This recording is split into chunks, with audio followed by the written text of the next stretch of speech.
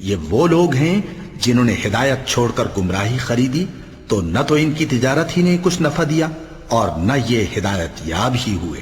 ان کی مثال اس شخص کی سی ہے جس نے شب تاریک میں آگ جلائی، جب آگ نے اس کے ارد گرد کی چیزیں روشن کی تو اللہ نے ان لوگوں کی روشنی زائل کر دی اور ان کو اندھیروں میں چھوڑ دیا کہ کچھ نہیں دیکھتے۔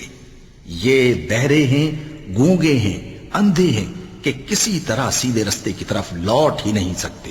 یا ان کی مثال میں کسی ہے کہ آسمان سے برس رہا ہو اور اس میں اندھیرے پر اندھیرا چھا رہا ہو اور بادل گرج رہا ہو اور بجلی کوند رہی ہو، تو یہ کڑک سے ڈر کر موت کے خوف سے کانوں میں انگلیاں دے لے، اور اللہ کافروں کو ہر طرف سے گھیرے ہوئے ہے۔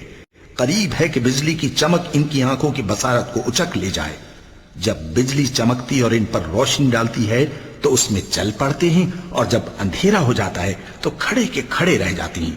اور اگر اللہ چاہتا تو ان کے کانوں کی سنوائی اور آنکھوں کی بینائی دونوں کو زائل کر دیتا۔ بلا شبہ اللہ ہر چیز پر قادر ہے۔